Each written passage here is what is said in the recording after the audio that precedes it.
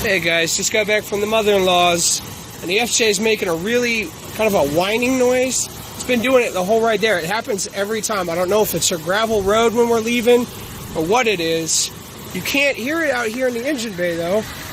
But if I like open the door here, you know, and it just really bothers me that you don't even care about how it makes me feel.